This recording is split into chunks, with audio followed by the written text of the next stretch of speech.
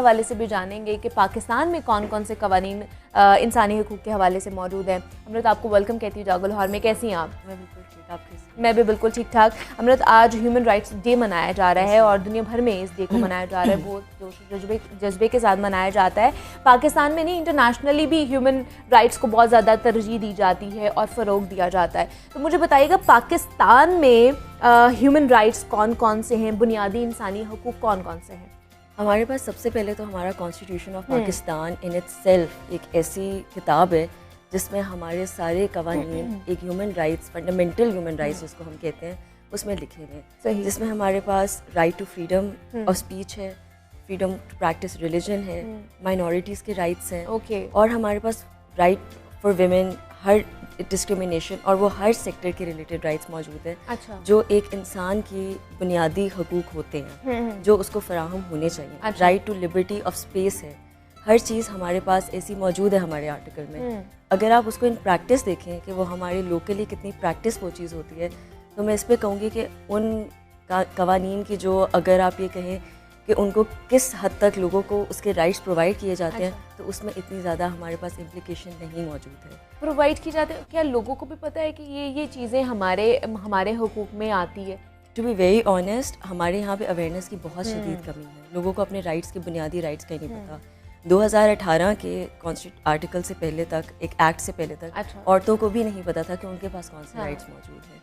और अब क्योंकि विद टाइम हमारे पास ऐसे ऐसे कवानीन आ चुके हुए हैं, जैसे राइट्स टू रेप विक्टिम्स बहुत ज़्यादा हो चुके हुए हैं, क्योंकि ये फंडामेंटल ब्रीच ऑफ राइट्स है ना। एक औरत के, आप उसके जो आपकी प्रोटेक्शन और आपके एक सेफ गार्ड के राइट्स हैं, उनको इन्फ्रिंज किया जाता है। तो after these all of these infringements, ये जो इतने ज़्यादा हमारे पास कवानीन आए हैं जिनमें जिन औरतों पे तेज़ाब फेंका जाता है, जो ऑनर किलिंग्स की जाती है, मैं औरतों पे स्पेसिफिकली ज़्यादा बात कर रही हूँ क्योंकि हम as Pakistan and as a third world country, हमारे पे यहाँ पे औरतों के राइट्स पे ज़्यादा इन्फ्रिंजमेंट होती है एज कम्पेयर टू बाकी। उनको सप्रेस किया जाता है। बिल्कुल ऐसे ही है, कंसिडरिंग द फैक्ट कि वो एक मेजॉरिटी है। एग्जैक्टली। तो इस वजह से मैं ज़रा उसकी ज़्यादा बात करूँगी, और क्योंकि मैं एडवोकेट खुद भी औरतों के राइट्स की ज़्यादा करती हूँ। But other than that, child abuse इस सबसे जो एक इम्पॉर्टेंट चीज़ है, उसके ऊपर बहुत ज़्यादा लोगों के साथ, बच्चों के साथ स्पेशली ज़्यादती होती है, जिसमें आपके पास बॉन्डेजेस आती हैं, स्लेवरी आती है, और ये सब चीज़ें उसी के अंडर आती हैं।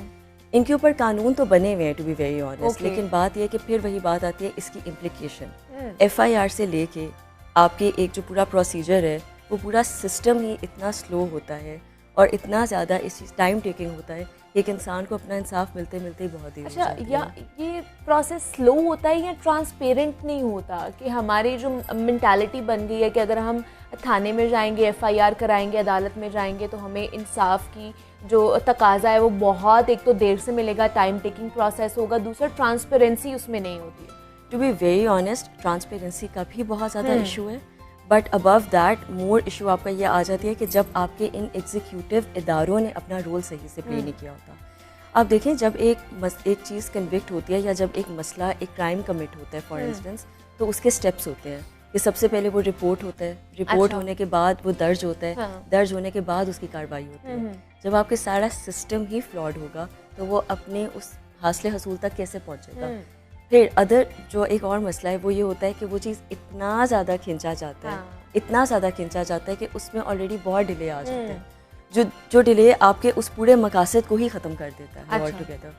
और तब तक आपका वैसे ही निज़ाम बदल जाता है और लोग आ जाते हैं और फिर आपको स्क्रैच से स्टार्ट करना पड़ता है, which is actually a core issue of our society. And it's not only in Pakistan, to be very honest, that would be unfair for me to say, लेकिन जितने थर्ड वर्ल्ड कंट्रीज़ हैं या even या आपके दूसरे ममालिक में भी होता है, लेकिन हाँ वहाँ इतना ज़्यादा नहीं होता as compare to Pakistan, which is not a good thing. तो आपको क्या लगता है फिर किस तरह हमें अपने इदारों को जो है अपलिफ्ट करना चाहिए, उनको आगे लेकर मतलब किस तरह के इकदाम हमें उठाने चाहिए अभी? टू बी वेरी ऑनेस्ट, हमारे पास इसके बहुत अच्छे वे फॉरवर्ड और हमारे पास इसकी पॉजिटिव साइड भी है। सबसे पहले जो मुझे लगता है कि as a young practising lawyer, I would say कि सबसे पहले हमें एक अवेयरनेस प्रोग्राम करना चाहिए जिसमें लोगों को एटलीस्ट पता हो कि उनके पास हुकूक कौन से मौजूद हैं। ठीक है। उसके बाद उन हुकूक की रसाई, ये जो हमारे पास इदारे हैं, इनको करने की भी एक पॉलिसी मेकिंग होनी चाहिए। अच्छा। और इनके ऊपर भी अकाउंटेबिलिटी होनी चाहिए कि अगर वो ऐसा नहीं कर रहे हैं तो एक दूसरा इदारा उन पे चेक रख सके। और जब वो अपनी चीज़ पूरी नहीं कर सकते तो वो इदारा इंश्योर करे कि वो उनसे पूरा करवा रहा है। और यही आपके बाहर के मुल्कों में प्रैक्टिस होती है।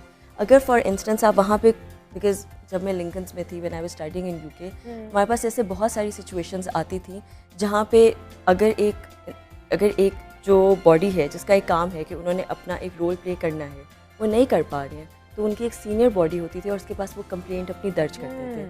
फिर वो इंश्योर करते थे कि वो चीज़ को पूरे तरीके से फॉलो, अकाउंटेबिलिटी है। हाँ। वही आपकी वाली बात की ट्रांसपेरेंसी थी, एक फॉर्मूला था कि दूसरे को भी पता होगा नहीं मेरे ऊपर एक बड़ा चौधरी बैठा हुआ है जो मेरी करेगा अगर मैं ये चीज़ नहीं अच्छे तरीके से लेके चलूँगा।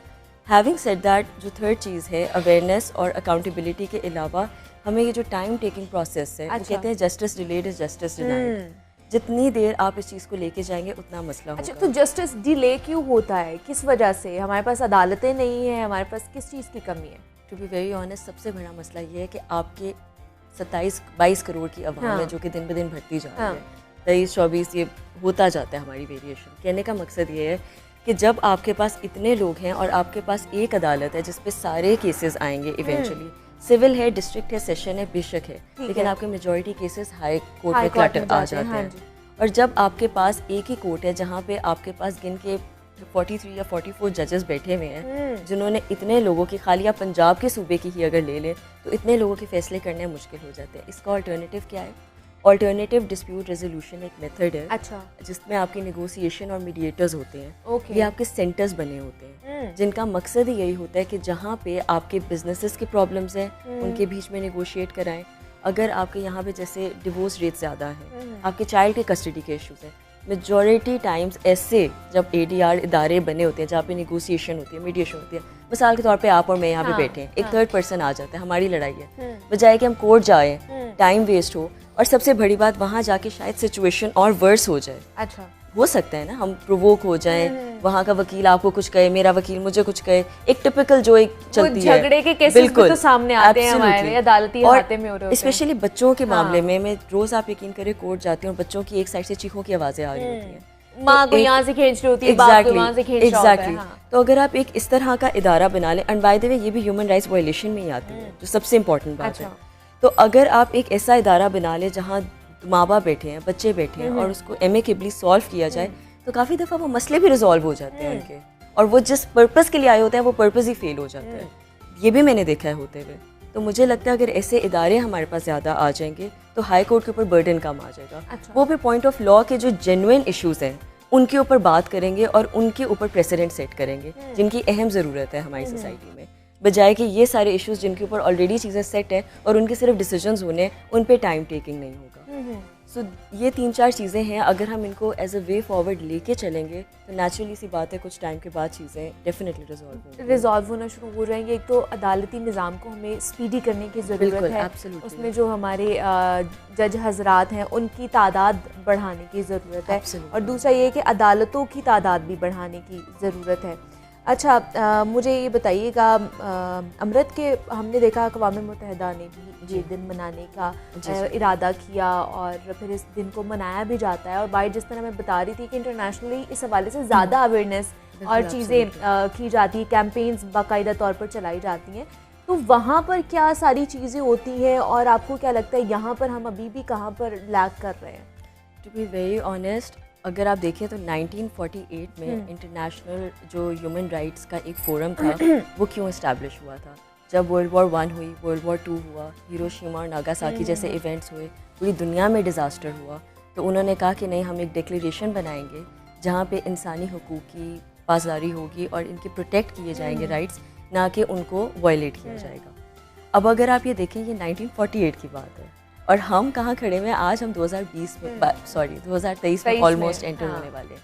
कहने को मेरा ख्याल है 73 ईयर्स ऑलमोस्ट इस सब में हो गए, पर मैं ये नहीं कहूँगी हम वहाँ खड़े हैं, लेकिन to be very honest about this thing, कहीं ना कहीं हम फिर भी उनसे बहुत पीछे हैं इन रिस्पेक्ट टू, फिर वही बात आती है विमेन राइट्स के ऊपर, चाइल्ड राइट्स के ऊपर, और सबसे बड़ी बात है कि हमारे यहाँ पे इन चीज़ों को समझा नहीं जाता।